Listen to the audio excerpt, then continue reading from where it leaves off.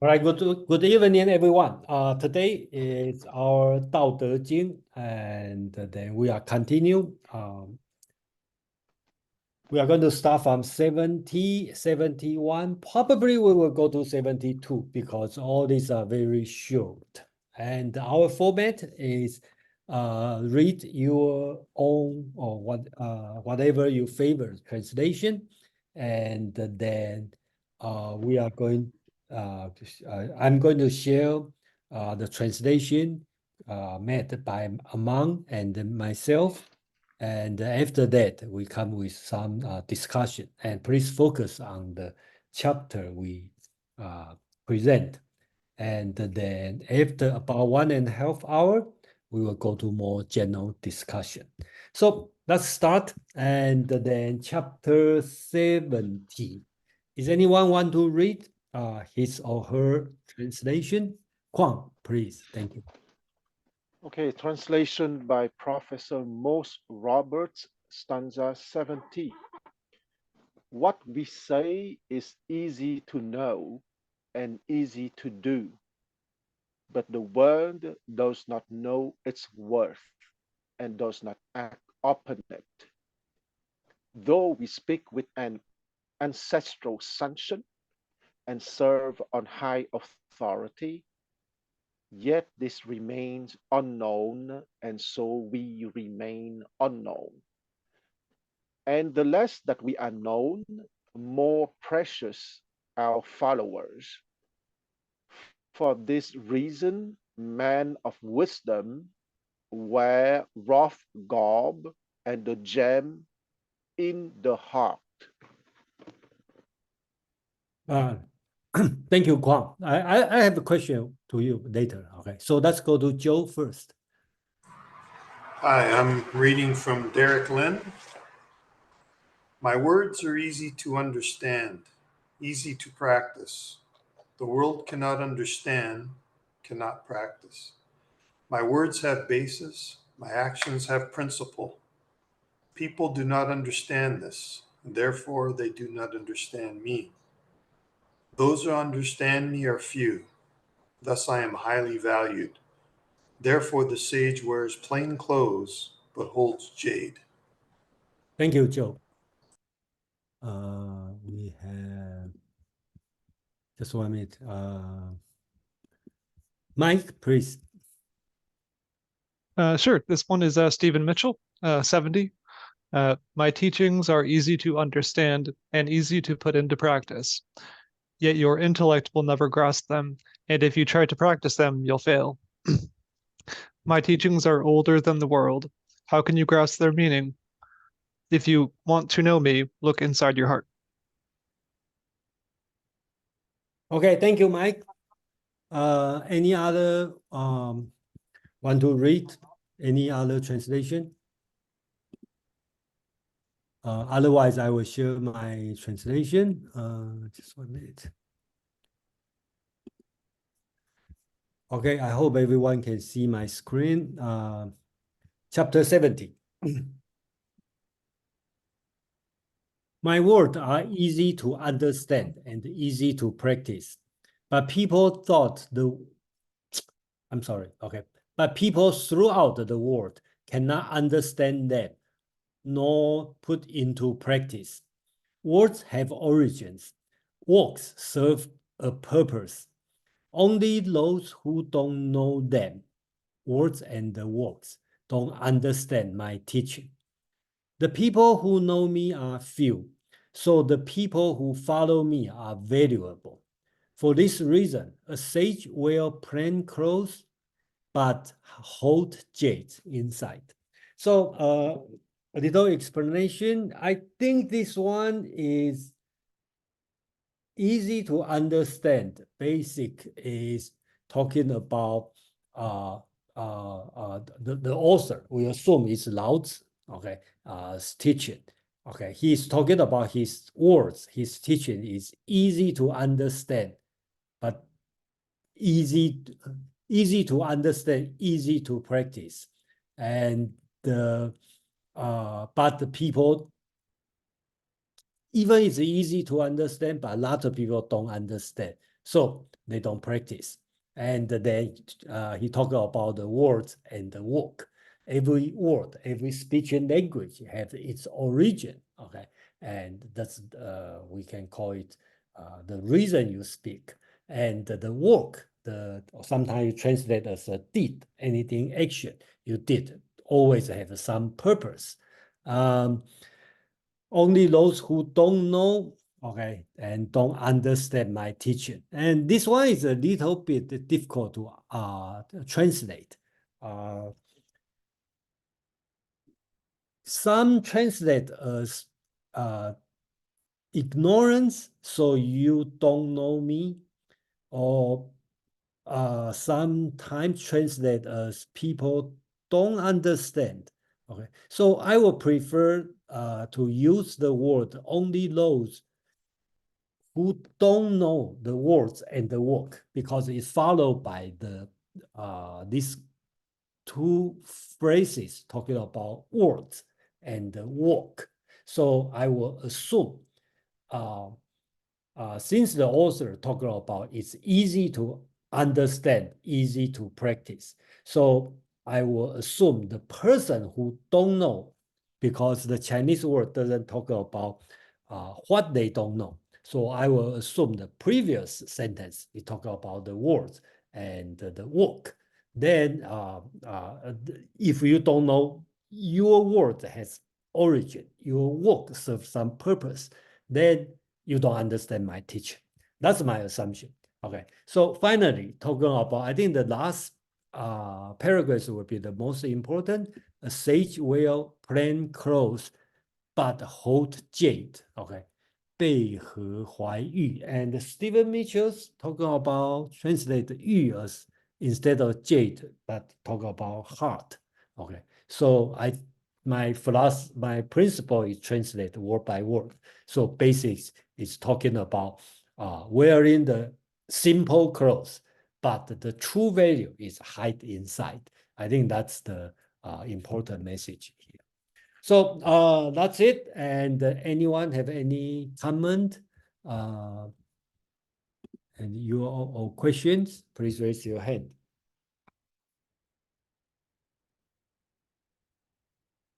Madeline, please.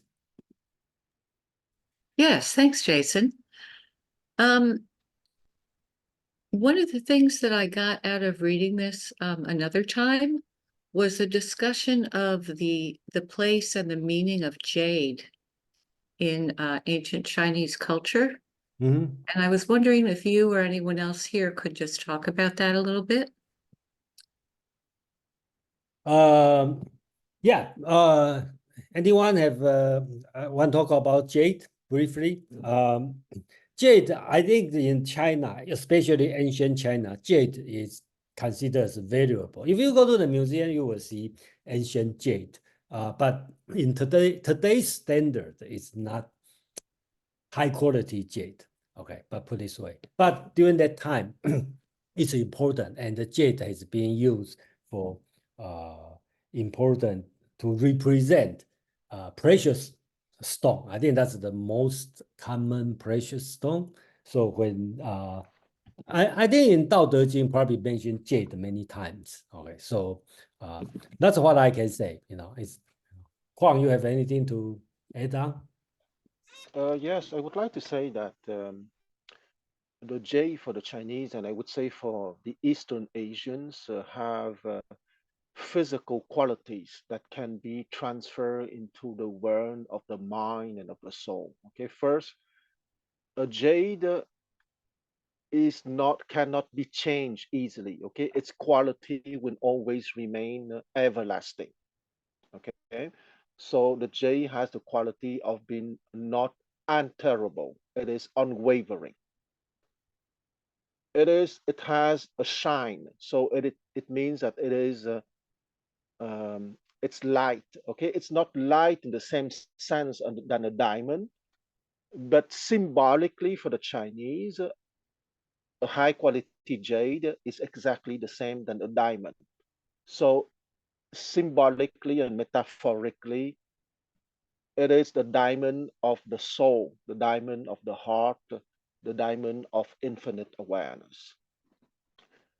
And the jade, when you touch it, is softer. Okay, it's a stone, but the surface of that stone is soft.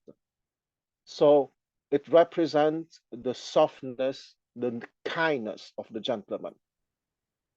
And the jade also, when you touch it, is cool. Okay, it's also represent the coolness of the gentleman. Okay, not hot, not agitated, but not cold. Okay, not callous, but perfectly cool.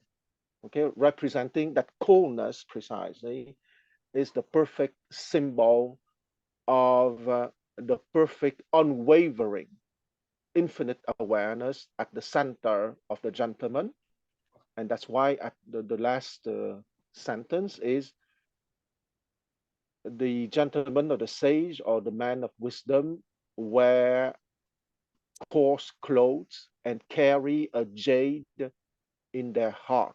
Okay, meaning that they have infinite awareness center in their lives.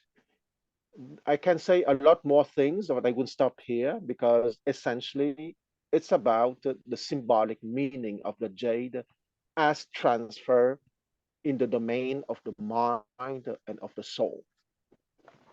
Yeah, thank you, Kwam. And that's very well said. I think the important thing probably the jade cannot be changed. Okay, so it can represent the heart and then mind. So and the translation it talk about I translated word by word. So the Chinese word used is holding the jade. So you can imagine the situation. A sage is well planned or coarse clothes, but the jade, okay, whatever you want to believe, heart or whatever, okay, is hold inside. So people from outside may not be able to see the jade. Only the person, the sage, the gentleman who has the jade inside. In a way, is your quality, virtue is not showing out, but hold it inside.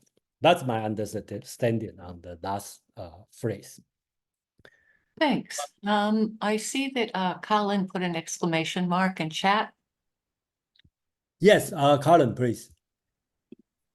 Okay, so in this Derek Lin translation, it says, "My words have basis, my actions have principle." Do we think of that as meaning the Tao, the higher self, the conscience, my words, my actions, or is that just Lao Tzu's words and action? I'm trying to kind of interpret what it means when it's saying the word "my" there. I think that will be all fine, and I'm glad that you asked this question. And so here, okay, I just have to show a little bit Chinese here, otherwise it will be difficult. Okay, the Chinese read 言有宗，事有君. Okay, there's no subject. Okay, so in this way, you can say, well, you can say the subject is words and did, or you say work, right? So it doesn't say my work, the author's word or your word. Okay, it didn't say anything, just say word.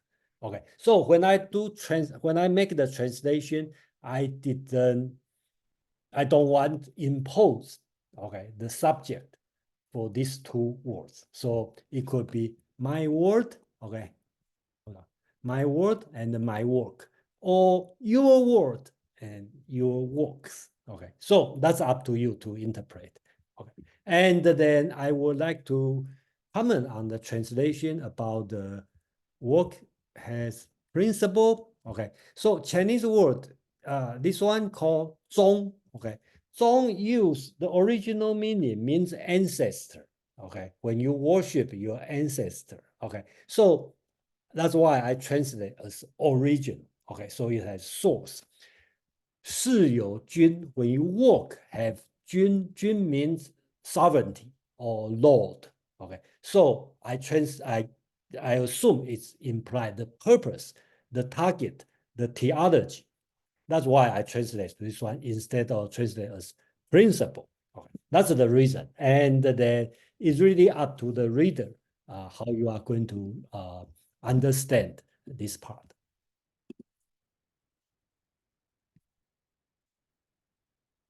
would like to add something. Okay. Okay. Kwang, please. Yeah. Okay. I absolutely agree with Jason that Yan Yo Zong has to be translated word by words, that words have ancestors, and Shu Yo Jun, the affairs have a lord. Okay. But here it is obvious that it is metaphorical. Okay. Yan Yo Zong, meaning that my words have their original source. Okay. And I am not shy to say that my words have their original source, can be very easily understood, that my words is produced, my words are said having my heart and my soul open the infinite awareness, and it is not stretched at all to understood that like that. Okay. Yan Yo Zong, the original source, and Shu Yo Jun, Shu, the actions or the affairs, let's say the action, the deeds, serve a grand purpose. Okay. Shu Yo Jun, words by words, once again means the actions have a lord, meaning the action have a principle. Okay. A timeless principle coming precisely from that original source, which is the infinite awareness. I stop here. Okay. Thank you, Kwang. We have Paul and Nick. Paul, please. Can you hear me okay? I'm in Yeah, I'm fine. I'm curious your take and others on the interpretation of what it means to know his words and works, meaning I don't think he's saying if you just get exposed to them, if you just witness to my words and works, you'll understand. I think, but tell me what you think if I'm wrong, or that he's talking about knowing, a deeper kind of knowing, like you have to have the basis that Quan is referring to, and then you'll quote unquote know them. Is that what he means? That it's not just about being witness to it or seeing it, the words and works and hearing it. I have no comment on this because I still see because okay, again, I just like want to point out the word, Chinese word is 知. Okay.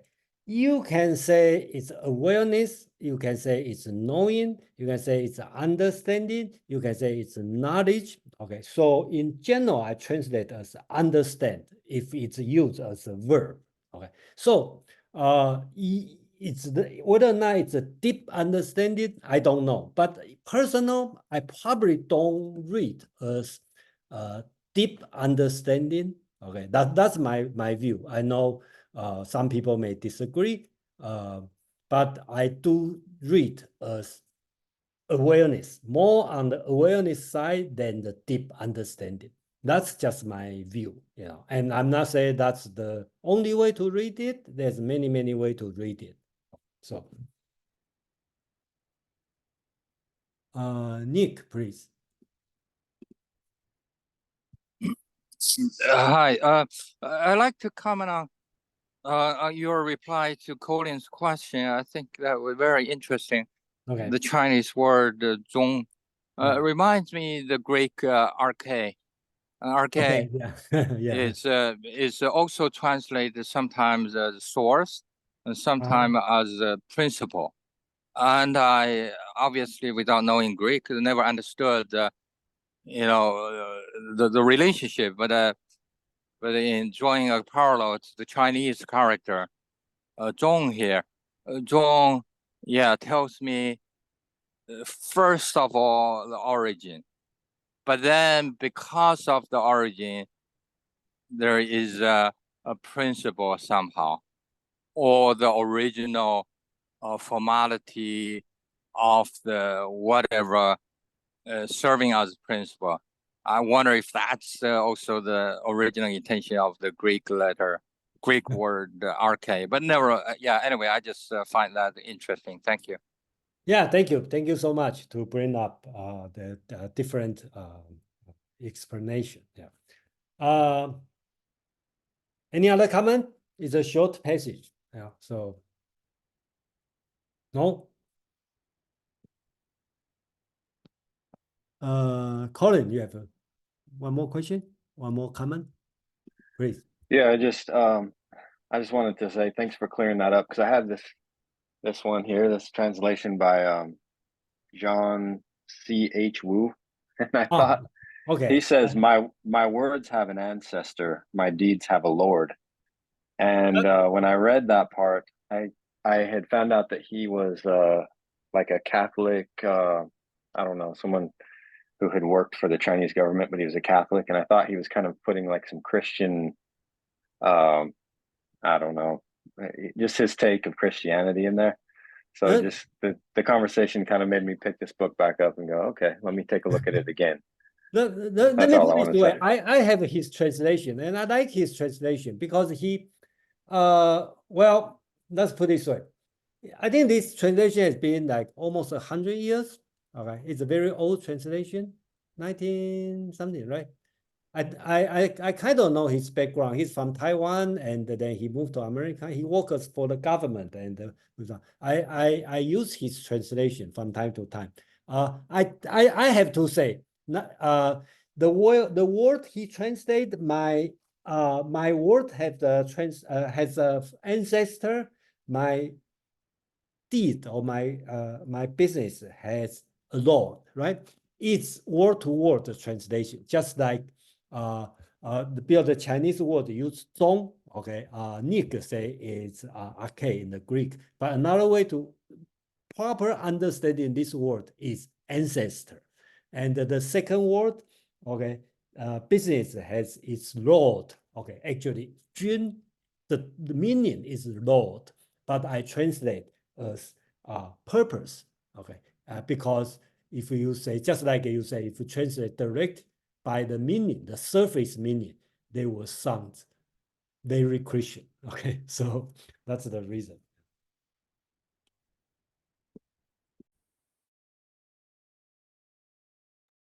No more comment? Then we can move on to chapter 71. Okay, anyone want to read?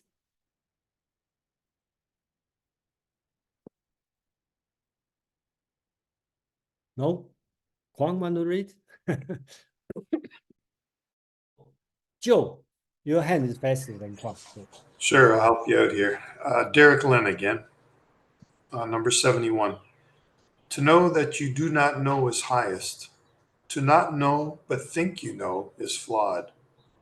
Only when one recognizes the fault as a fault can one be without fault. The sages are without fault because they recognize the fault as a fault. That is why they are without fault. That's spinning in a circle, isn't it? Well, we can discuss this one. Okay, so I probably do the same thing, and then we will see this. Kwang, please. Yes, I will this time not read the translation by Professor Robert What's the Stanza. reason? Because I think his translation is a little bit weird. I can read it after if you want. Okay. I will read my own translation. Knowing to ignore the differences and the imperfections of others is wise. Ignoring your awareness signify a sickness. Only by being sick of being unaware when you begin not to be sick. Sages are not sick because they are sick of being unaware. Sages are not sick because of that. Okay, thank you. We will, David, please.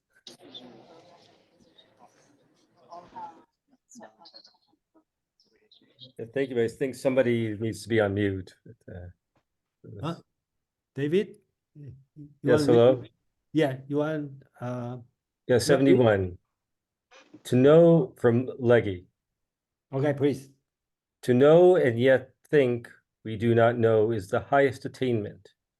Not to know and yet think we do know is a disease. It is simply by being pained at the thought of having this disease that we are preserved from it. The sage has not the disease. He knows the pain that would be inseparable from it, and therefore he does not have it. Thank you. Colin, please.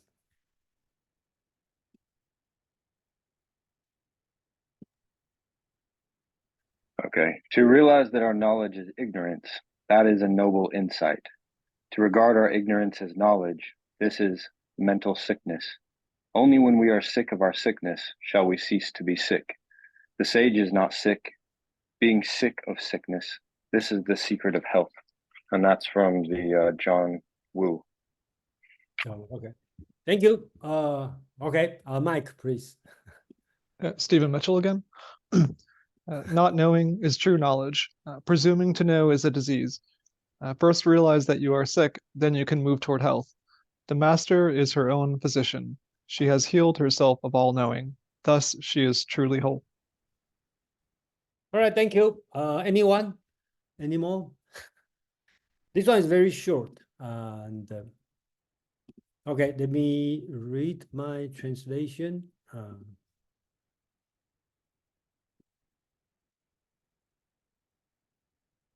71. Let me read the Chinese first, then I read the translation. So you will know why we English sounds always sick, and sick. 知不知上，不知之病. Okay, you will see that's 8 character. Okay, they already have 4 pronounced as 知, which means knowing. Okay, 知不知上，不知之病. Okay, so really depend how you're going to translate. That's the challenge. 夫为病病，是以不病；圣人不病，以其病病，是以不病。Okay, so the whole chapter only have 28 characters, and they have, I count, 8 words called 病. Okay, so that's why it translates as sick, sickness, disease. I think only Eric Lin pick up the 病 as flaw, because in Chinese ancient use of 病, it can be mental, could be physical, but basics means not well. Okay, so and also means flaw. Okay, if you find something wrong, you can use this word 病. Okay, so this word also means flaw. So here I will take the meaning as flaw, not sick. Okay, here you talk about flaw. Okay, so just a thing, Chinese, every character without change its form, it can be used as a verb, as a noun, okay, as an adjective, as a whatever you want to use, but the word's form never change. So you will see a lot of word 病, okay, they put together. So the first word is a verb, second one is noun. So proper translation would be 病 would be worry. Okay, this word also means worry. Okay, I think the proper way to understand should be worry your sickness or worry your flaw. Okay, so but since Chinese read as the same thing, so I will translate as, instead of changing translate as worry his flaw, I will say acknowledge his flaw as flaw. Okay, so another way to translate, or probably I should translate as he worries his own flaws. Okay, that probably close to the meaning of 病. Okay, so that's this simple chapter. Because it's used a lot of repetitive word. That's why, you know, the translation sometimes it sounds strange. And then Huang even said, Professor Roberts, the translation is very strange. So I think that's the reason. So let me read the translation Among and I work on. Okay, again, I think that's Paul's question about knowing. Okay, again, see the first phrase, okay, only have 8 characters, but 4 of them are the same. Okay, that's 知, which means aware, knowledge, deep understanding, okay, knowing, understanding, that's the same word. So I will translate as knowing what is not known is spring. Not knowing what is known is flawed. Okay, so I catch this word as flow because you not knowing what is known is flawed. If and only if one acknowledge one's flaw as flaw, can he be flawless? Okay, so there's the three flaws, and then I will make sure we put the three flaws here. The sage is flawless, for he acknowledged his flaws as flaw. Therefore, he is flawless. So I think the purpose of this translation, I try to catch its meaning, and I also try to catch the word combination. Since this chapter talk a lot about knowing, I would like spend some time to explain the knowing, the first phrase. I think that's the way I understand, right? In general, we know something, we know what is known. Okay, so that's the knowledge, right? You read the book, read the textbook, read the newspaper, that's what is known, and you know it. So we can call it knowledge. Only you know what is not known. Okay, we call it the spring, that's higher than knowledge. So here, Laozi, or the author, is talking about knowing what is not known, okay, is spring. Okay. If you don't know what is already known, it's a flaw. Okay. So I think that's the way I translate. But they have another way to interpret this one on the first phrase. Is instead of translate as knowing what is not known, is spring. Another way to understand is knowing what I don't know, okay, is spring, okay, and not knowing what I know is a flaw, okay. So that's another way to read it, okay. Since the Chinese word, okay, can easily skip the subject, so we don't know. The text is talking about something people don't know, or talking about something I don't know. So you have the two ways to understand this text. So I will stop here, and then we'll take some comment, questions, anything. Yeah, please. Jason, would Hi, you like to Frida. would you like me to do the moderating? Yeah, let me transfer the host to you. Okay. Thank you. All right, next you have a up is poll. going to be Paul. Paul, go ahead. Hi, yeah, thanks. I'm wondering, because you talk about this a lot, Jason, that you do this great job of showing the different possibilities. So my question is, maybe we can't know this, but do you think that the author intentionally exploits the ambiguities, meaning he doesn't, it's not like Lao Tzu had an exact decision he wanted here. He actually wanted the ambiguity. Do you consider that a possibility, or do you think it's just, well, he meant something and we don't know what it was? Thank you, Paul. Okay, I'd like to address this theme. Okay, so I take my job as translator or transmitter. Okay, so I don't want to impose any of my understanding to the text, and that's why we open this discussion group.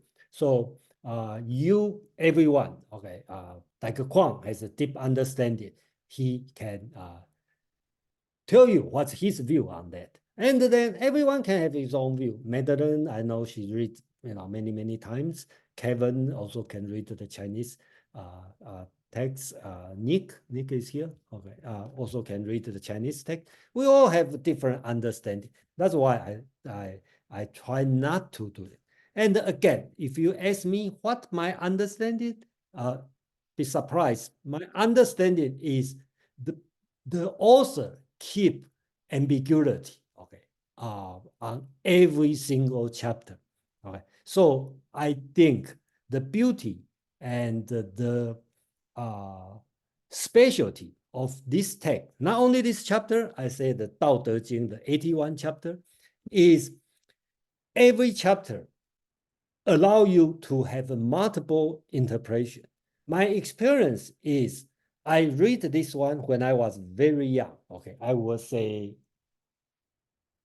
45 years ago. Let's say, put this way. So you can imagine, okay, what through my life, okay, and then how many times I changed my opinion by the same text. I think that's the beautiful part of this text because it's not clear. You can say the author do it on purpose to help you contemplate, or you can say the author is lazy, okay, and just do something. Whatever you want to say, that's fine.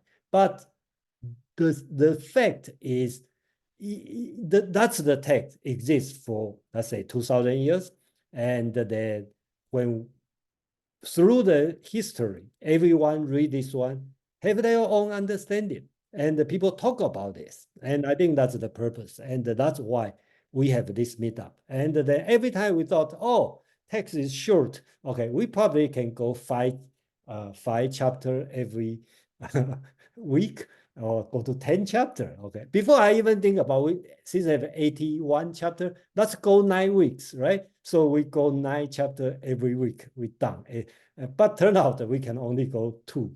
Okay, and then that's the reason, and that's also my purpose. I don't want to deprive, okay, the non-Chinese reader, the right of non-Chinese reader to have its own or his own, her own interpretation. That's why I also try to keep the original flavor. Let's put it this way. Okay, thank you. A little bit long, and then thank you. Next up is going to be Quan, followed by Colin. Quan. Okay, so I agree with Jason that this text is very interesting because it's very short, but each word has a very specific meaning. Okay, and I want to point immediately to one expression that has a very unique meaning for anyone reading Chinese, and that expression is sheng ran. Okay, sheng ran is the expression in Chinese for the sage. But I know that when in English you hear sage, it's a very weak word. Okay, it can be anything. Okay, sage in English is a very banal, okay, ordinary word in English. In Chinese, sheng ran means, I think that the only way that to make an English speaker understand what is a sheng ran is to say it is a Buddha. Okay, when an English speaker hear Buddha, he understands that it is a certain high level of awareness. Shangran in English, in Chinese, is the exact equivalent of Buddha. Okay, that's why I want to say it, because when an English speaker hears sage, it's a very ordinary stuff. Okay, it can be the fool of the village that is called sage. So when in the Chinese context, the expression shangran is used, it means the supreme awareness, the person inhabited by the way, the person inhabited by the Tao. Okay, so here we are speaking about the supreme infinite awareness. And the first 4 characters, chu pu chu shang, okay, meaning when you know, pu chu, when you know your ignorance, that is the supreme. Okay, so there is at least 2 interpretations. You can interpret it at the lower trigram, when you know that you don't know certain things, it will make you learn more. Okay, that is absolutely a legit interpretation. But here, Puchu, once again, I need the Buddhism to help me, because in Sanskrit there is a word that is avidya, A-V-I-D-Y-A. Avidya is not simple ignorance in the sense that you don't know an information or you're not informed of something. Avidya means that you are not present or center in the infinite awareness in your life. Okay, so it's not simple ignorance. It means unawareness. It means that you are not aware of the upper trigram of the timeless dimension. So chu pu chu shang, meaning that when you know that you are not aware, that is the supreme, because it is the first step that would make you travel on your epistemological journey so that your life can be centered on infinite awareness. And that is why only by being sick of being unaware will you be not sick. And my last comment is on the notion of sickness, okay? Because let's not forget that the English word healthy is very intimately related to the English word to be whole, okay? Healthy or wholeness is the same root in English. So when you are whole, it means that you are integrated, okay? It means that you have the wholeness of your infinite awareness. In that sense, a sickness here, which is the direct translation of the Chinese word "ping," is very interesting, because you sick if you're not whole, if you don't have the integrality of your infinite awareness. I stop here. Great observations. Thank you, Quan. Next up is Jason. Yeah, let me comment on Kwang. Thank you, Kwang, mention about 圣人. Well, I know sage is not a right translation, but it's too late to change. And then I probably cannot find any better way. Okay. And sometimes cause misunderstanding. So Kwang point out, I think that's great, because you may take as Christian sage, or it could be Hindus, holy man, could be prophet. So, okay, but I like to mention is here, doesn't matter which text you are reading. Confucius Analect, Mencius, Taoism, Zhuangzi, legalism, whoever you read in the Chinese text, whenever you see this word, 圣人, or usually being translated as sage, okay, it means the different school, they may argue against each other. But when they use the word 圣人, sage, they always means the best person, okay, ever exist in his own school. So Taoist sage will be different than Confucius sage, will be different than legalism sage. So they were different, but the name always the same. And secondly, I will kind of disagree or limited on the 圣人's meaning as infinite awareness, because Huang is more, I think you understand, I think you agree, right? You understand a lot of things based on epistemology point of view. Okay, so that's correct if you read the text as epistemology, but 圣人 could be other thing, okay, in political, okay, in Taoism, different kind of Taoism. It could be the without knowledge kind of 圣人, okay. So in Taoist text, sometimes more knowledge doesn't mean better, or knowing more not necessarily better. But don't forget, 圣人 sage is always the best in the text. Okay, the best.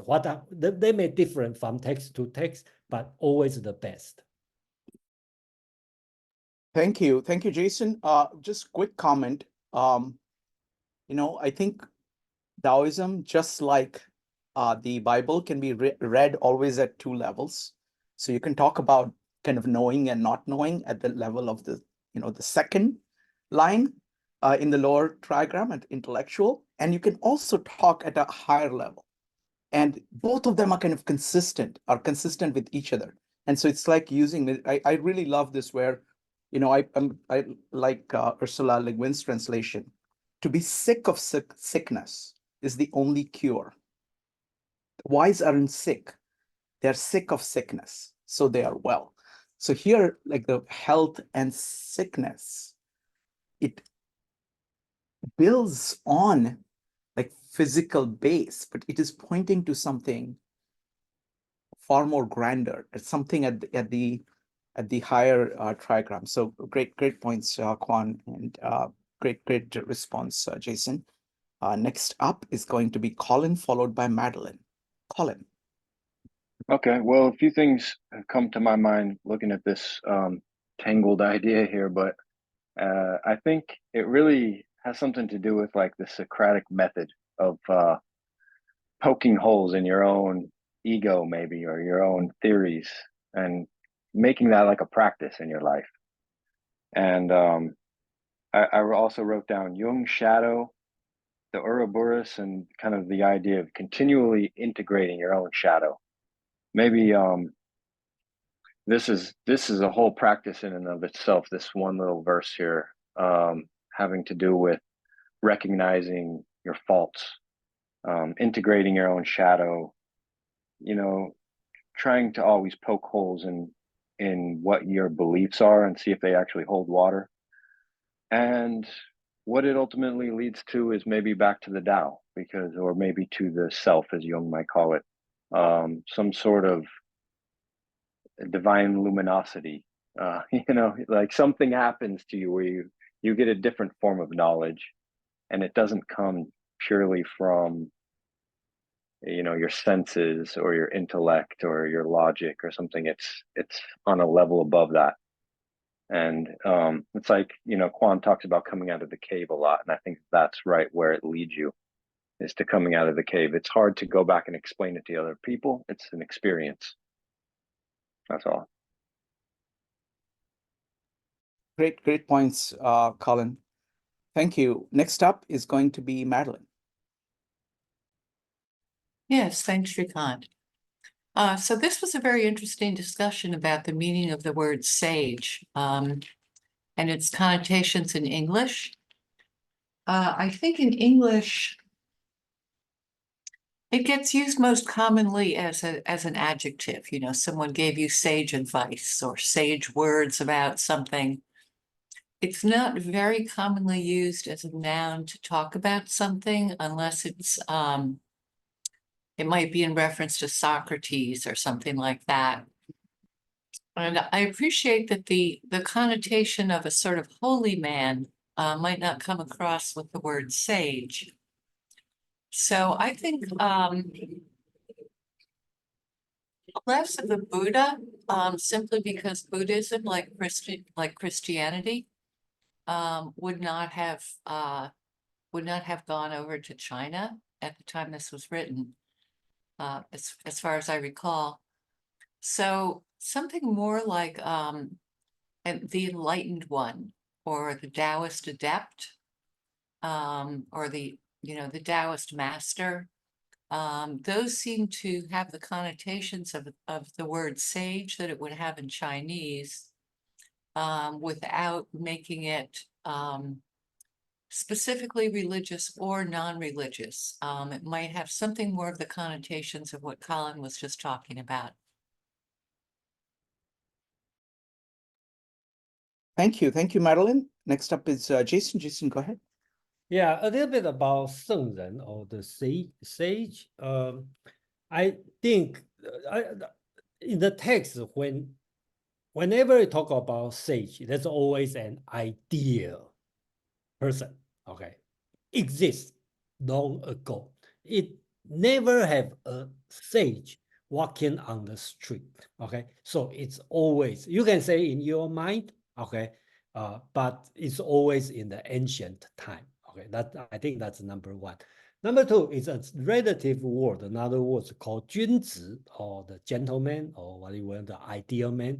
This kind of man, okay, exist. You can say this guy is Junzi. I want to be a Junzi, and that sage is never exist. It's until much later time, and then when Buddhism come to China, people start, and especially Zen Buddhism talk about the Buddha heart. So that kind of concept like everybody can become sage. Okay, everybody can achieve Buddhahood. This kind of concept, but at least I don't know. Is anybody being called sage when he alive? Kwang, you may have answer. I don't know. I haven't heard. Some tyrant may be called sage. I know. I would say that in Chinese culture and or in Eastern Asian culture, it would be a big faux pas than to call yourself a shangran in public. But uh, and I think that Jason is right here. Okay, that is the notion of supreme realization. Okay, and I think that what Madeleine suggested is probably the best also that I can think of to use English language, the enlightened man or the realized one. Okay, and precisely coming back to my beloved hexagram, the Shangran is at the top of the hexagram at line 6. And precisely the Junzi is at the fifth line, the line just under. Okay. And the fourth line is called a xian, a worthy. Okay. So epistemologically speaking, it is very clear in Eastern traditional Asian society that there is a journey of infinite awareness, and depending where is your inner heart, it will translate politically. Okay, and when you are epistemologically at the fourth line, politically in Chinese you are called a xian, meaning a worthy. Plato, you know that I'm a maniac. I always make rapprochement between Chinese culture and Plato. The fourth line by Plato, it is called the democratic man, politically speaking. Okay, the democratic man is the man having Timocratic, is the man having enough infinite awareness to uphold justice. Okay, and the fifth line, the Junzi, the gentleman, is the aristocratic man for Plato, politically speaking. Okay, epistemologically speaking, Plato called that line dialecticon, playful exploration. Okay, and epistemologically speaking, the fourth line is called by Plato dianoia. Dianoia meaning going through the sphere of the ideas. Okay, but corresponding politically to the democratic man, and for the Chinese is the xian, the worthy. For Plato, the fifth line is epistemologically dialecticon, corresponding politically to the aristocratic man, the Junzi, the gentleman for the Chinese. And the sixth line is epistemologically theoria, meaning contemplation of the pure form for Plato, corresponding politically to the philosopher king, the Shangran for the Chinese. So I would say that, and let's not forget that in the Chinese tradition, and here, I think there is another translation that would be very interesting, is precisely philosopher king, because that notion is not uniquely Greek. In the Chinese tradition, Confucius was considered to be a king without a crown. So translating Shangran as philosopher king is not completely absurd, because within the Chinese tradition, Confucius is perceived as a king without a crown. I stop here. Thank you. Thank you, Quan. Great observations as always. Next up is going to be Madeline, followed by Ocean. Madeline. Thanks, Shrikant. That was very interesting, Quan. Thanks. What Jason had said about the sage is someone who never really existed except in ancient times reminds me of Kant, who said there's the ideal of wisdom, and then there's the idea of the sage. But again, even the idea of the sage is something that doesn't truly exist. I liked the discussion of the flaw. It reminded me of traditional Chinese medicine, the movement of the chi throughout the body, and the general concept that mind and body are intertwined, and it's a movement of the chi and other essences and things happening throughout, and that it's really more of a process philosophy. So that the flaw is not so much something that would be like in a solid block of something, like a crack. It would be more like a knot in the system, or an entanglement in the system, or some place where there's not enough in the system that the sage is aware of. And then as to whether the sage really exists or not, for all we know, they're walking among us, but they've got the jade concealed inside their rough clothing.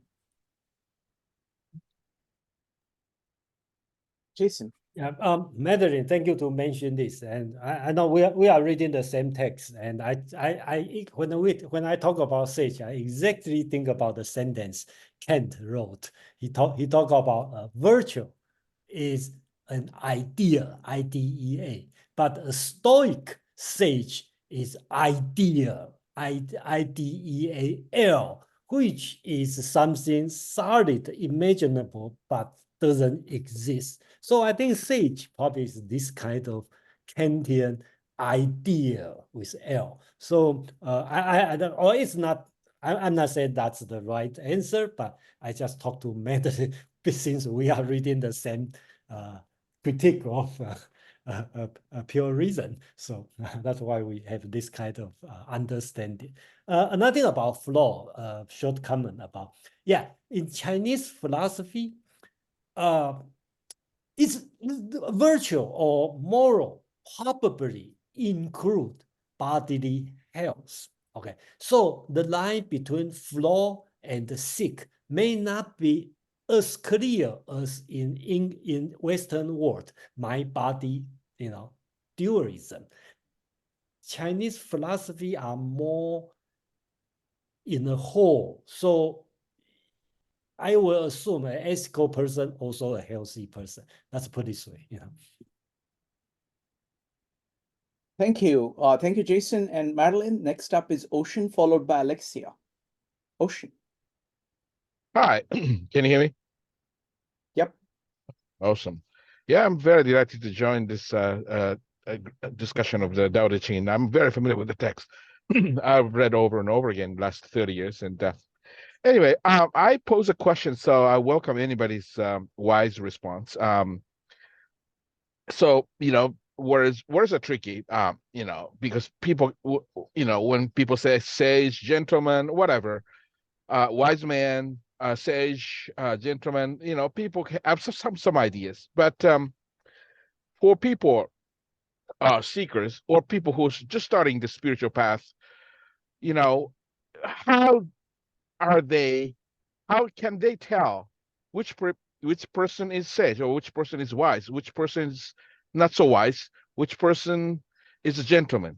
There's no criteria. There's no, institutions can give this person a certificate of being wise or gentleman, and people can appear wise and sage while they have some ulterior motive in a very deceptive sense to take advantage of other people.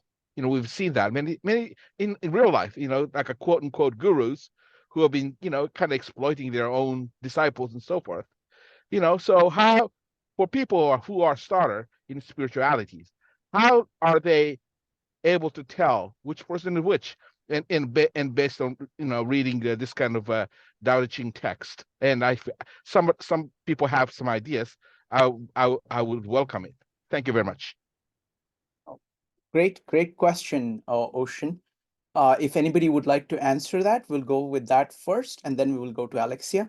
So it's going to be Quan next. Quan, go ahead. Excuse me, I will suggest let's hold this question to the later part discussion, because it's a more general question, discussion. Yeah. Fair enough. And then the next chapter also have sage, and then you probably will see sage.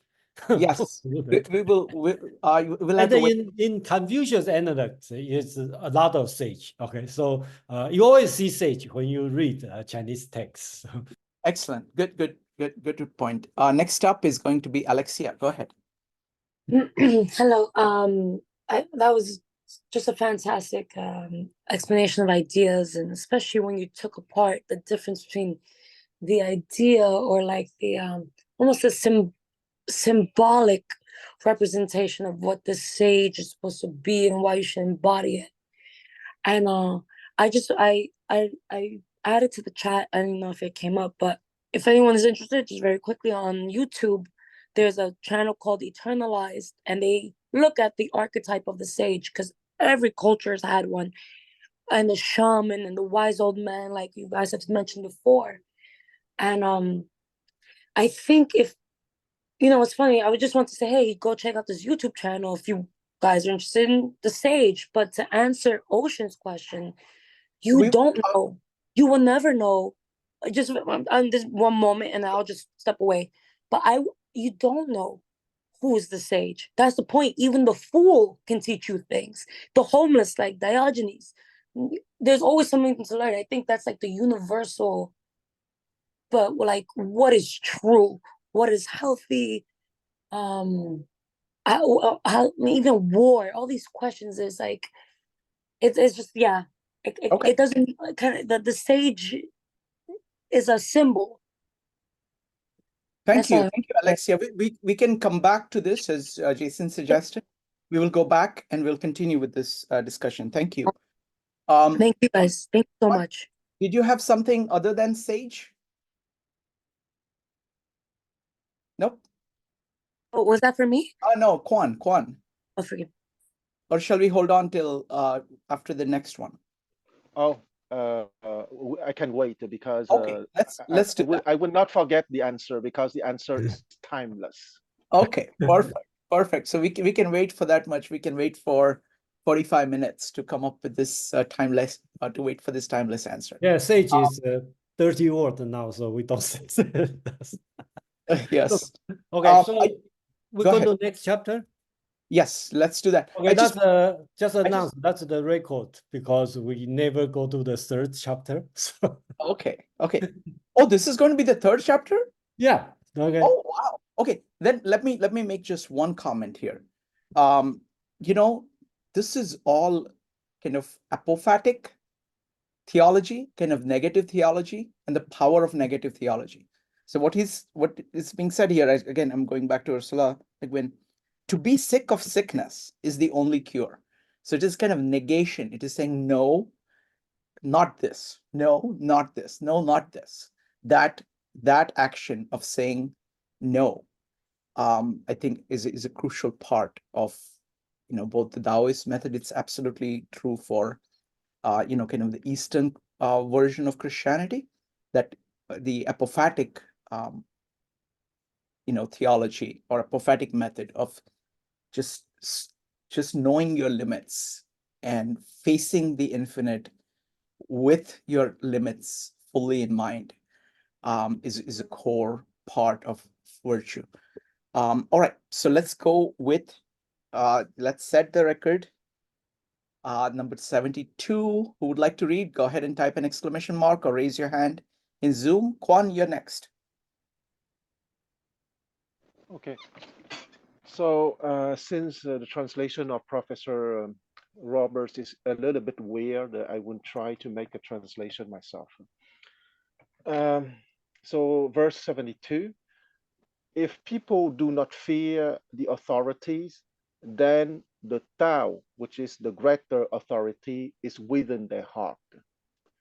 Do not forbid them, do not loathe how they live, for only by not loathing them, they will not loathe you. Hence, sages understand themselves, but see no personal selves. They love themselves, but do not prize themselves. Therefore, they ignore what is without and nurture what is within their heart. Excellent. Thank you. This is great honor to hear your own translation. Folks, if anybody would like to read a translation, go ahead and type an exclamation mark. I'm going to read the one. I'm going to first go to Colin. Colin, go ahead. All right, this is by John Woo. When the people no longer fear your power, it is a sign that a greater power is coming. Interfere not lightly with their dwelling, nor lay heavy burdens upon their livelihood. Only when you cease to weary them, they will cease to be wearied of you. Therefore the sage knows himself, but makes no show of himself, loves himself, but does not exalt himself. He prefers what is within to what is without. Thank you, Colin. I'm going to read by Ursula Le Guin. She calls it the right fear. When we don't fear what we should fear, we are in fearful danger. We ought not to live in narrow houses. We ought not to do stupid work. If we don't accept stupidity, we won't act stupidly.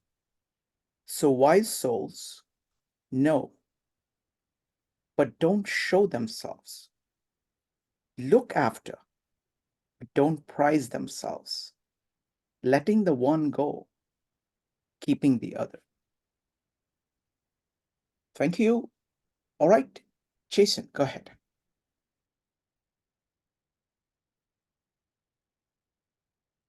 Okay, thank you. The key word here or the challenge here is the Chinese. Oh, just 1 minute. Okay, the key challenge here is the Chinese word called "wei." Okay, this one belongs to the legalism word. Okay, I find out it's very difficult to translate this one. It has a positive. I think Quang translates the authority, and I think it's very.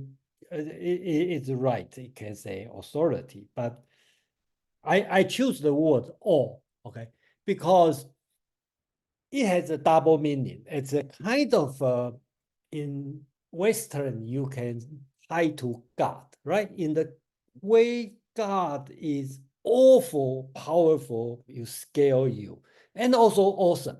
Okay, and we all start with O, AWE. So I think that's very close to the Chinese word way. Okay, because it has one way is awful. Okay, too power, very powerful. Another way is awesome. Okay, so that's the way I do it. So here's the translation. If people feel not the awe-inspiring majesty, then a great awful event may come. Don't limit people's residence. Don't detest their livelihood. If and only if you don't detest them, you will not be detested. Therefore, the sage again, the sage is self-knowing but not self-flaunting. He is self-caring but not self-aggrandizing. Indeed, he prefers the former, which means self-knowing, self-caring, to the latter, which he doesn't like, self-flaunting and self-aggrandizing. Aggrandizing. Okay, that's so. Here I like to point out is self-flaunting. Actually, another way I probably want to do it is self-appearance. The Chinese word called 见. Actually, it's the same word as 现. It means appear. So it means the sage again. Okay, we will discuss what sage later. But basically, the sage, the ideal situation is knowing yourself but not showing yourself. You take care of yourself but not value yourself too high. I think that's the purpose of this text. Therefore, I think Mr. Wu's translation is get something within and then keep something without. I kind of disagree because the words is 比 and 词, and these two words, this kind of sentence has been appeared in many chapters, and I believe it means the formal the data. Okay, so that's the language they use though. So the formal means the self-knowing, self-caring. The data means self-showing, self-valuing. Okay, this kind of thing. So I stop here, and I'm happy to see anyone's idea, suggestion. Thank you. Thank you, Jason. Next up is going to be Madeline. Folks, if you have comments, questions about this, just go ahead and type an exclamation mark, or raise your hand in Zoom. Madeline. Yes, thanks, Shrikant. So Jason, I liked your choice of the word awe, because it does still in English carry that double meaning. I was following along in the Jiafu Feng and Jane English, and they also chose the word awe. Okay. So it when you were discussing what it meant, it reminded me of the verse that we read a few weeks ago.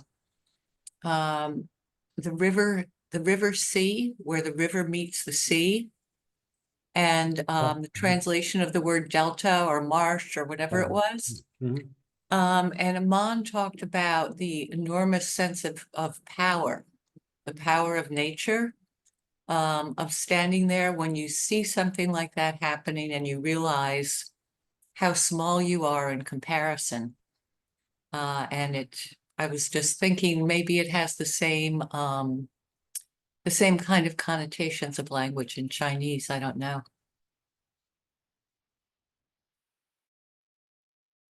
If I have to answer, my answer could be no. Okay, I will say weigh this word, especially this word. Okay, of course, everyone is limited by what he read, right? So I agree. I'm limited by what I read. So my understanding of the way is, especially in this time, I think it's related to the human world than the natural world about the power. Okay, that's my understanding. Probably I read too much about legalism, okay, or art of war. Okay, so that's the word I catch up. Okay, so. Thank you. Next up is going to be Colin. So I thought this was kind of an interesting. It's like something that's correlated in the I Ching. Hexagram 36, the image says, "The light has sunk into the earth, the image of darkening of the light. Thus does the superior man live with the great mass. He veils his light, yet still shines." And I thought Quan might be kind of interested in that one right there. It immediately came to my mind when I had read this part about the sage knows himself but makes no show of himself. A lot of times I think the I Ching maybe influenced the Dao De Jing, or I don't know, but I'm always seeing the parallels. So I'm just curious if anyone has something to say about that.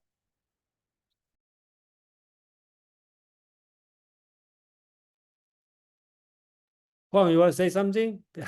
Well, I hesitate a little bit because I want to quote Deng Xiaoping, because Deng Xiaoping is famous for having been said that you have to hide your light and to advance secretly.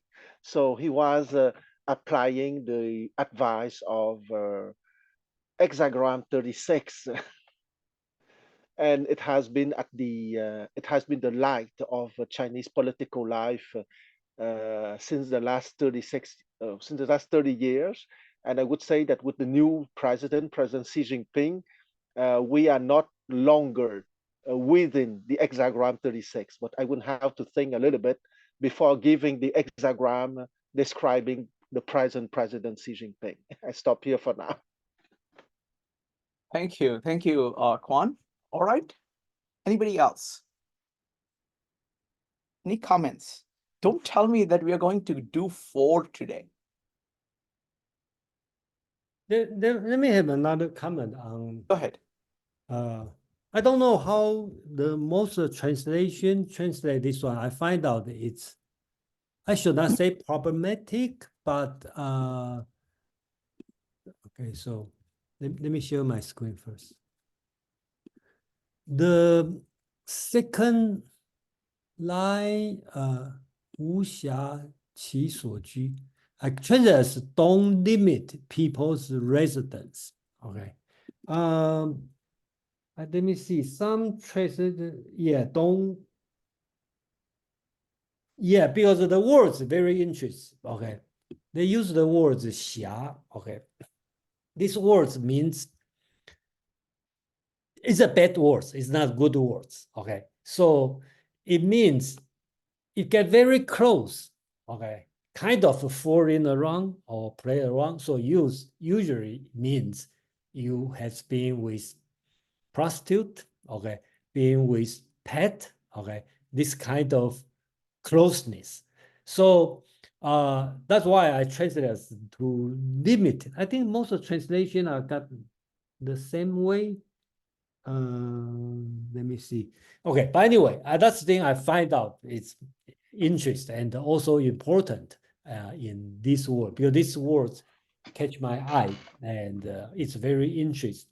The author used this word. So probably not a lot of people think that's important, but you know, I think that's important. So it put this way, it means the reason I say it's important because that word means very close, okay? Close to people, but in the bad sense, okay? So I have to say interfering too much, okay? Not intimacy, okay? The good intimacy, that means too close in the bad in the bad sense. Okay, I have stopped here. Come on, please. One. Oh, well, one possibility to translate that word would be to restrict, meaning to make it smaller, to restrict the possibility of their dwellings where they live. But that being said, what I want to say is that this stanza relates very much to a certain idea which has been circulated within the Taoist community for centuries in China. One of the idea is that far away in the past, when let's say more than 5,000 years ago, there was a kind of egalitarian society where everyone could be a son of heaven. Okay, but with the creation of the royal dynasties, the idea of the son of heaven has been restricted to the political ruling class. And here, that stanza is precisely if that the people do not fear the authorities, then the great authority of the Tao dwell within their heart. Okay, so it is very much related to the Taoist idea of anarchy, okay, that you don't have anarchy in the true sense of anarchy, not in the sense of chaos, but in the sense of absence of leaders, of absence of commanders, okay, anarchy. So I already said that in the past, but I repeat that the Tao Te Ching is a very fundamental book and very radical book, okay, in the sense that it is an invitation to infinite awareness, because from that infinite awareness, you don't need leaders because you will act from that infinite awareness. And when you act from infinite awareness, everything you say, everything you do wouldn't be kind, wouldn't be right, and wouldn't be perfect, okay, because that is the true source of morality. So then when the citizen or when the people do not fear the authorities, the greater authority of the Tao is dwelling within their heart precisely, okay? And there's a very strong theme within Taoism that in the past, precisely more than 5,000 years ago, everyone was a son of heaven. So meaning that everyone was a Shangran, okay? We said that a Shangran can be translated as the enlightened man, the philosopher king, etc.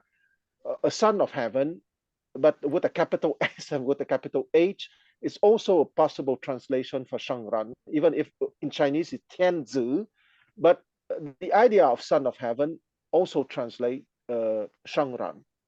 So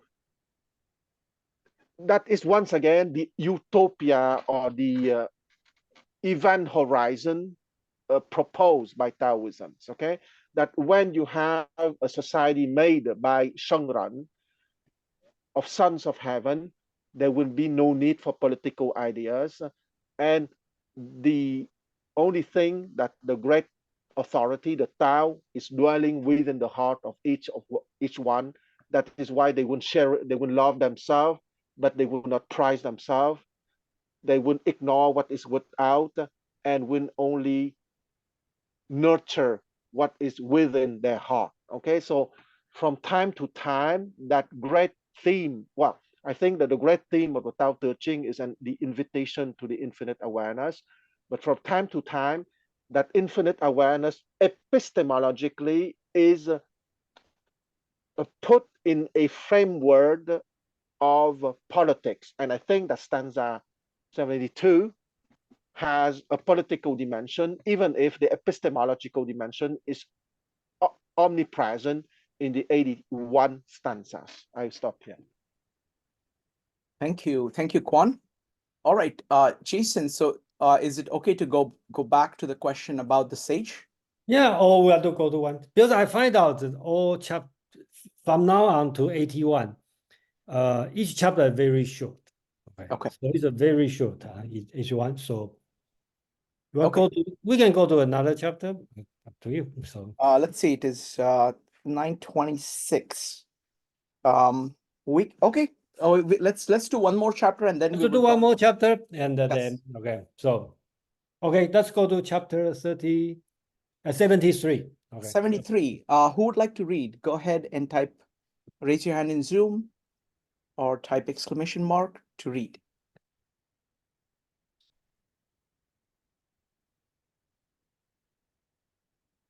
Okay, let's start with Quan. Quan, go ahead. Okay, so this time I will read the translation by Professor Most Robert, stanza 73. Be brave in daring, kill or be killed. Be brave in not daring, live and let live. One of the two brings gain, one harm. But which man knows what heaven condemns, what precedence it's guided by? The way of heaven masters all. It prevails, though striving not. It replies, though speaking not. Calms, although uncalled. And gives food and gives good counsel, though affected not. Heaven's net, cast far and wide, seems slack, yet nothing slips outside. Thank you, Quan. Reading from Ursula Le Guin's translation. Daring to do. Brave daring leads to death. Brave caution leads to life. The choice can be the right one or the wrong one. Who will interpret the judgment of heaven? Even the wise souls find it hard. The way of heaven doesn't compete, yet wins handily. Doesn't speak, yet answers fully. Doesn't summon, yet attracts. It acts perfectly easily. The net of heaven is vast, vast, wide-meshed, yet it misses nothing. Right? Does anybody else want to read? Let's go with Colin. He who is brave and daring will be killed. He who is brave and not daring will survive. Of these two kinds of bravery, one is beneficial, while the other proves harmful. Some things are detested by heaven, but who knows the reason? Even the sage is baffled by such a question. It is heaven's way to conquer without striving, to get responses without speaking, to induce the people to come without summoning, to act according to plans without haste. Vast is heaven's net, sparse meshed it is, and yet nothing can slip through it. And again, that's John Woo. John Woo, okay, good. Yeah. Jason. Yeah, thank you. That's the challenge on this. I always start with this one. Okay. 勇于敢 and 勇于不敢. Okay. In Chinese word, the bravery. That's why you see brave and dare. Okay. 勇 means brave. 敢 means dare. That's a lot of translation translates brave, dare. Okay. This kind of word. I kind of do a few twists on this one. I believe this one is related. If you pay attention on the last week and this week, they all kind of related, political, military operation, okay? And then a lot of thing is about hearing, okay? This kind of words coming out. So here, very possible is talking about the battlefield or something related. Even it doesn't say it's a battlefield, but because talking about killing, living, okay, and talking about dare, courage, so I have to assume it's must related to battlefield. Of course, you can take the whole chapter as a metaphor. So you talk about Tao or something. That's your choice. But if you look at the text, it's in the battlefields. Look like those who have courage to act will be killed. Those who have courage not to act will live. Okay, so I don't know if you were the commander, you will encourage this or not, but basic is talking about something opposite. Those who basic, there's two kind of courage, right? You have, I think that makes sense. There's the two kind of courage. One is the courage to do something or courage not to do something. So these two, okay, Chinese use these two. So I will assume these two kind of courage can be beneficial or harmful. You don't know. Who knows the reason that one is detested by heaven? Because nobody knows. For this reason, even the sage treat it as a difficulty. So here, you see, I think every chapter comes with a sage. Okay, so the sage is the highest idea without limited certain contents. Let's put it so. So finally, the Tao of heaven is without vying, yet to be good at winning, without speaking, yet to be good at responding, without being called, yet it comes spontaneously, with calm, yet to be good at planning. Heaven's net is vast. It is sparse meshed, but nothing can slip through it. So the last words, 天网恢恢，疏而不失, that's become a common saying, okay, in even modern Chinese. Usually means the law, okay, the heaven's Tao is not, is sparse meshed. They have a big hole on that, but that's nothing can escape it. Okay, so of course, today's meaning has a lot of Buddhism influence. So it means the retribution, right? If you do something bad, even you don't see the heaven's net, but you still cannot escape it. Okay, that's today's meaning. But what's the original meaning at this text, right? So that's another thing you can think about it. And then that's probably the thing, a subject we can discuss on that, because the text show on this one, and then I personally, I'm not very sure, what's that mean in this text. If you have your idea, that'd be great, to share. Yeah, thank you. Thank you, Jason. Next up is going to be Paul. Paul, go ahead. Yeah, I can't comment on that exact thing, of course, but I want to thank everyone for the discussion tonight, because it really changed how I'm thinking and resolve some things that were problems for me. For instance, we've had a debate in a few weeks ago about, it said something in the leadership military, one of the verses that said, you do not want the sages running your armies or something like that. You guys know what I'm talking about? And then in one of the recent ones, it said, I almost lost blah, blah, blah. I mean, my point is that there's a tendency to confuse the word sage with all knowing. And now that's completely clarified. Even the Buddha thing, there's this sense of all knowingness, but this is just making it very clear. There's a lot of things the sages don't know. They can make mistakes. They can, and their true wisdom is sort of knowing what they don't know. I think that clears up a lot of things for me, if I'm understanding it correctly. So thank you. Thank you. Thank you, Paul. Next up is going to be Madeline, followed by Quan. Madeline. Right. Thanks, Shrikant.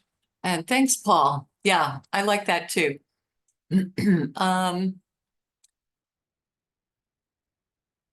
I like this one. I love the tangibility of the net and the strength of the visual image. When I think of the net of heaven, I think of looking up at the stars, you know, that we see quite literally a big net in a way. But I also see that heaven can be the heavens in the sense of a patterning in the world of human affairs and of natural affairs.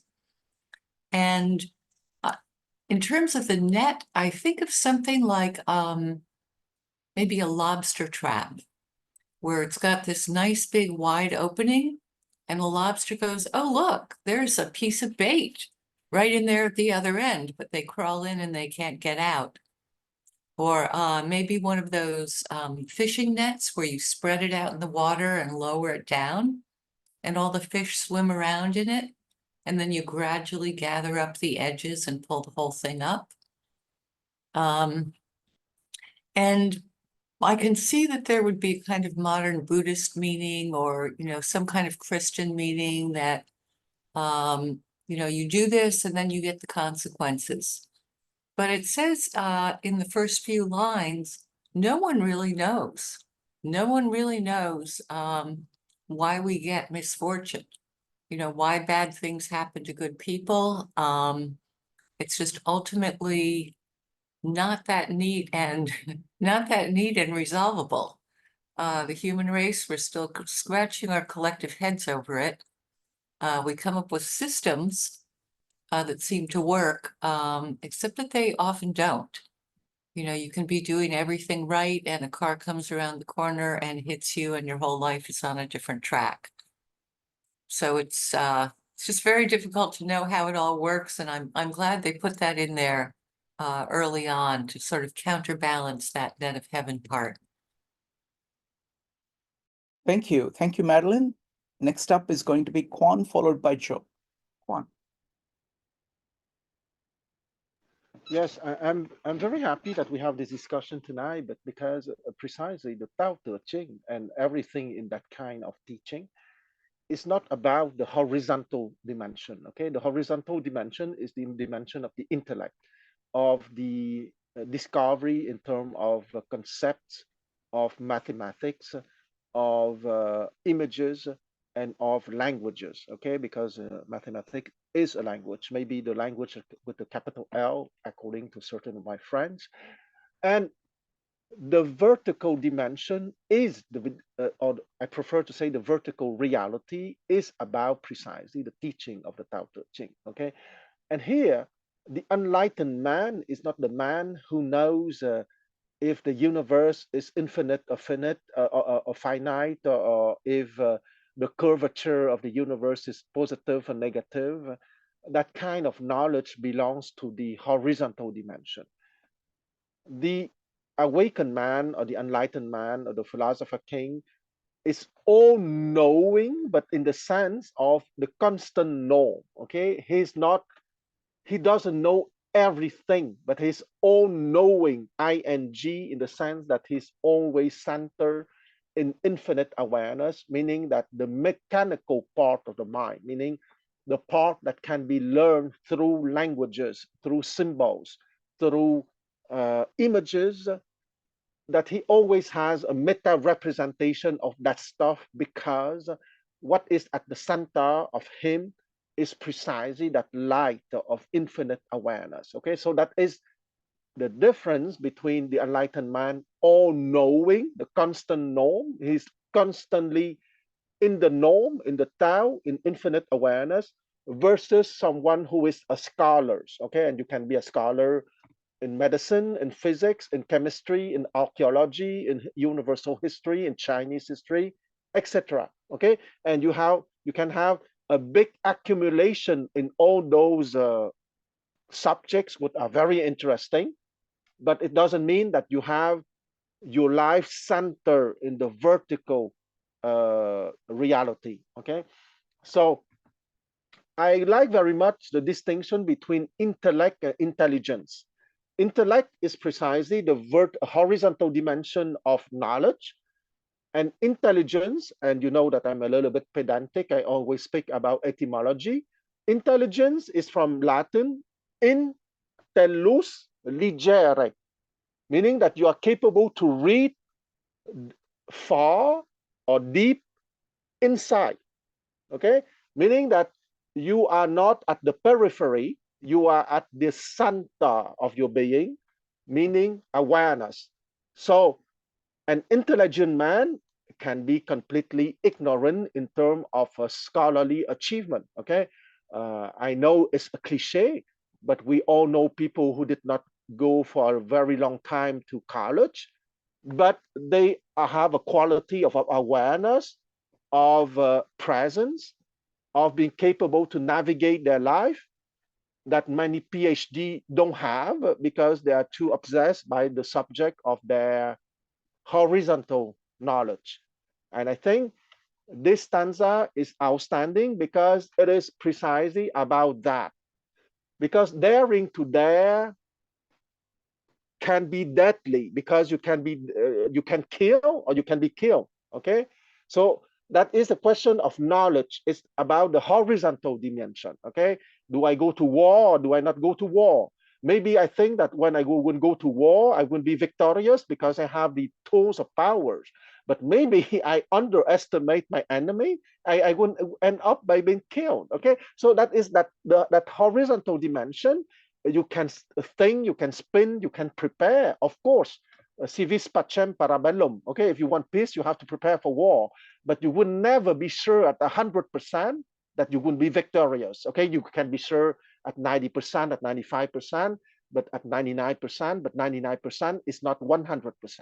Okay, so that the horizontal dimension. And daring not to dare when is the philosophy of live and let live. Okay, that is precisely the first line is about the intellect. Okay, the preparation, the power of the mind, the technology, and so on. And I'm not against that. We need to develop that dimension.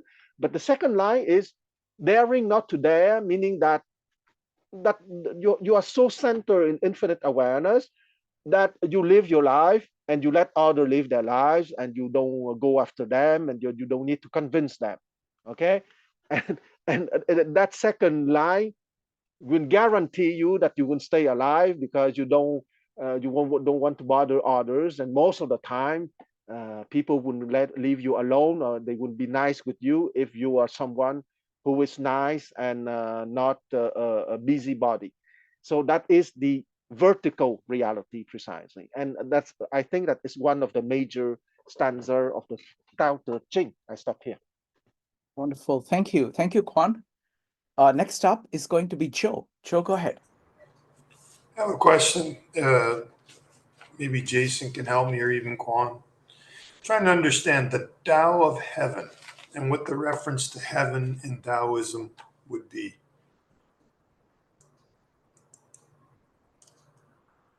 Okay, again, let me talk about this. Okay, great that you mentioned this one. I would say this one would be the same as the sage. Okay, Okay, the Tao of heaven, right? So I would say every philosophy, every philosophical school in ancient China, Tian Dao, okay, the Tao of heaven, is also same as we can discuss about what sage. Always the righteous, the best, the ideal. So you can see, use Madeline's idea, Madeleine and I will read Kant, Critique of Pure Reason. So idea and ideal with L. So the idea, okay, which is the Tao of heaven, which is not, it's a principle, right? It's the highest principle is there. And then to embody, okay, this principle, they become a sage. When I say embody, doesn't mean reincarnation, become a person. That means the idea has been formed. That's the sage. So I'm glad that you talk about this. So you can see the Tao of heaven. It's appear all over the place. Okay, not only in Dao De Jing, almost every other chapter. You go to Confucius, also talking about Tao and the Tao of heaven. You go to any text will talk about this, which means their own highest moral principle. Even is different from Taoism and Confucianism, from legalism, but they all talk about the same word, same as the sage. Taoism sage is different than Confucius sage, but they all use the same word. I'm glad you mentioned this one. Yeah, thank you. Excellent. So now let's go to the question. Before that, let me. Quan, you had something. Go ahead. May I take 1 minute? Please, please. I just want to say to Joe that the answer is within the stanza. Okay, the way of heaven. Okay, so the last paragraph. The way of heaven is winning without fighting, getting responses without asking, receiving volunteers without recruiting, knowing how to win or how to do without planning. Okay, so everything that I think that the last line is perfect without planning. Okay, but because planning is at the center of the intellect. And intelligence is precisely to be present now and here and not planning or preparing in advance. Okay. And I'm not saying that we don't have to prepare or we don't have to plan. I'm rather a planner, but we have to be one of the big lessons of the Tao Te Ching is that you can prepare, you can plan everything you want, but be very aware that maybe your plan will not work. Okay, that is what it was my example 3 minutes ago. You can be sure at 99% that you will win the war, but 99% is not 100%. Okay, that's why people who are wise, they hesitate a lot before declaring war. Thank you, Quan. Jason, you had a comment. Yeah, I just want to ask a question. How does the last line related to the rest of text? Right? I think that almost all the translation, the last line, heaven's net is vast or cast far and wide. Okay, it is sparse meshed, but nothing can slip through it. Okay, so I always puzzled by this one showing here. So if anybody have idea, that'd be great. But if you change instead of heaven's net, you talk about the heaven's Tao, okay, then we can understand, right? But the text shows it's net, very clear, okay, and no mistake. It's a net, okay. So that's a little bit puzzle, you know. So unless you say, oh, that's a mistake, or somebody give me a proof, the net means Tao. Okay, so that's another answer, which interesting. Yeah. But I would say that it's an image that it's an image that is not very how can I say it, very comforting for us, because a net in our mind is a trap. Okay, but we also have to see it as not a trap but the network of heaven. Okay, that is Oh, hold on. I will reject this one. I'm sorry, because net as network is a modern idea, is not ancient idea, right? You have to agree on this.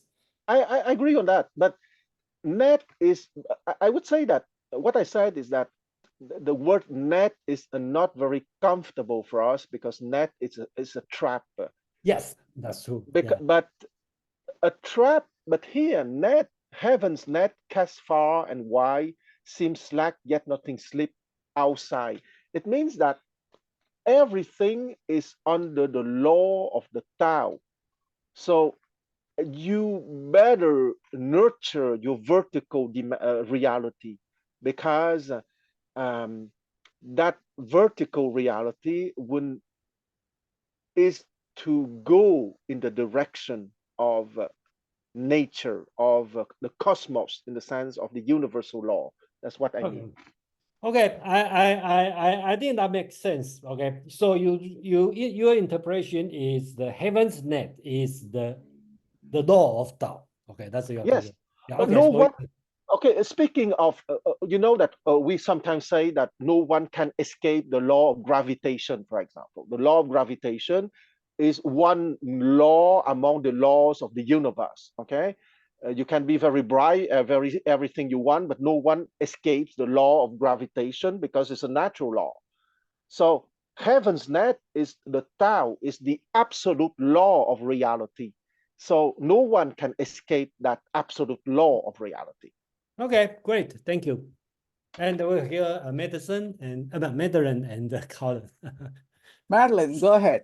I'll take Sorry, that as I just recently know girl means. that's all right. I'll take it as a compliment. Okay, so now I too am thinking more about nets. They're one of the oldest technologies there is. One of the earliest things that human beings made as tools were nets. Weaving and textiles, they don't survive very well. But one way that we can trace how old they are is through some very small fragments, and also because they were used to do imprinting in clayware that has survived. And I think that level of careful making of something, and you have to repair the net.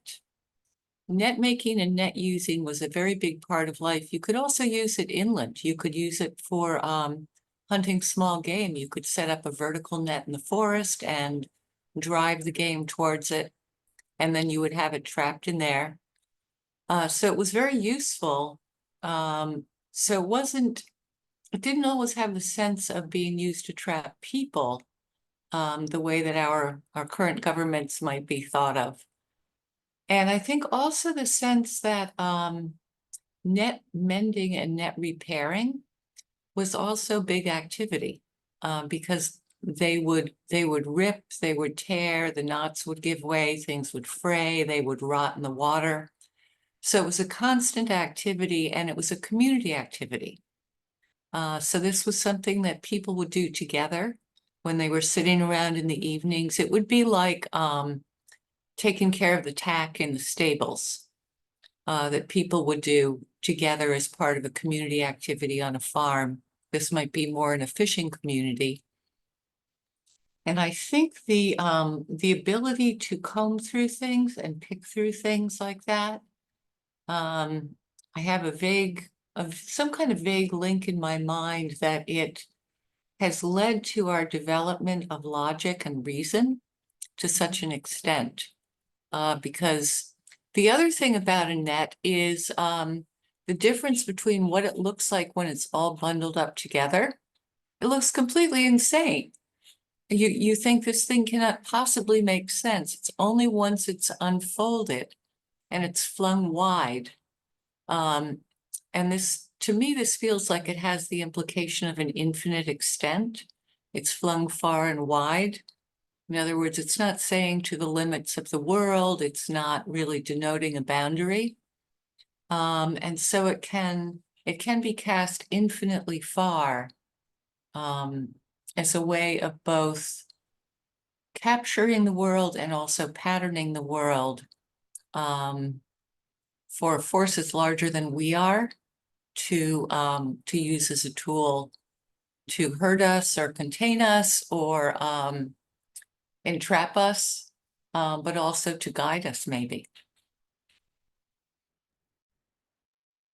Thank you. So, Go ahead, Jason. oh no, yeah. Thank you for the message suggestion. Yes. Colin, please, and Ida.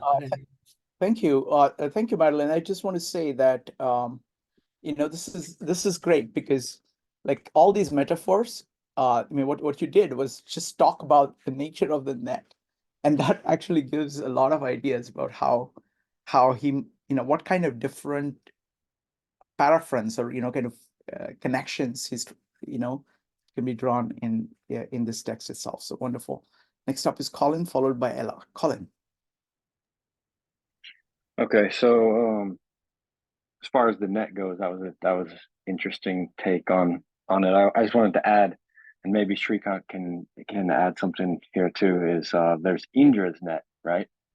Which is kind of like a hollow fractal sort of idea of the entire universe and everything being connected and reflected from one another. I don't fully understand the concept, but it did come to mind as soon as I saw the word net. And I was wondering if maybe that could tie into it in some way. But to kind of change the course of the conversation a little bit, as far as like this bravery and daring to be killed and the different types of bravery and what things are detested by heaven, to me, I see the whole verse kind of being a lesson in humility and working with heaven's will instead of your own. And it's kind of that, when you become too prideful, the Tower of Babel kind of thing is going to happen. Eventually everything's going to come crumbling down if you're doing it because of your own will instead of that of heaven's. And even if you think you've escaped it, everything's tied together. So whether that's karmic or some other sort of law here, I just think that there's no escaping unless you realize that you're interconnected with everything else. Wonderful. Thank you. Colin, just a quick note. The Indrajal, the net of Indra, is actually very, very different kind of a thing than this. It has more to do with kind of like magic and appearance and mistaken things. It's like you're getting kind of wrapped up in this gossamer of all kinds of confusion. So it's a very, very different kind of an idea. But thank you for bringing that up. Next up is going to be Ella. Yes, thank you, Shrikant. I was actually going to comment. I thought Colin's comment on Indra's net that's part of what I wanted to comment on. I know David Bohm talks about Indra's net as sort of a basic possibility for the structure of the universe. And as was discussed about the natural laws of the universe, it could very well be like a net or a hologram, according to David Bohm. And of course, he studied Eastern thought. So I have to, give credit there. I wanted to say, I love stories, don't we all? Or mythologies, or I don't know exactly the term, but the 5,000-year-old idea of egalitarianism that Kwan mentioned was, that's a long time ago, of course. And just the idea that they were thinking about egalitarianism at that time, and obviously recording it, and I think is a powerful notion. Looking back at Plato's Republic, book 5, I don't see those deep egalitarian ideas there. And I sort of wonder, you know, what got lost from 5,000 years ago to now. And the other idea that Quan brought up was not only did they have a notion of egalitarianism, they had a notion that, in fact, you know, no rule was necessary, no system was necessary, which would be, of course, you know, the ultimate freedom, if that were possible. Both things were possible at the same time. But I just thought it was a great insight, and thank you for sharing that. Thank Right. you. Thank you, Ella. Next up is Jason. Jason, go Yeah, ahead. I'm sorry, I need to go, and thank you very much, and a great discussion, and I hope you learned a lot, and actually I learned a lot, so thank you everyone. Wow, but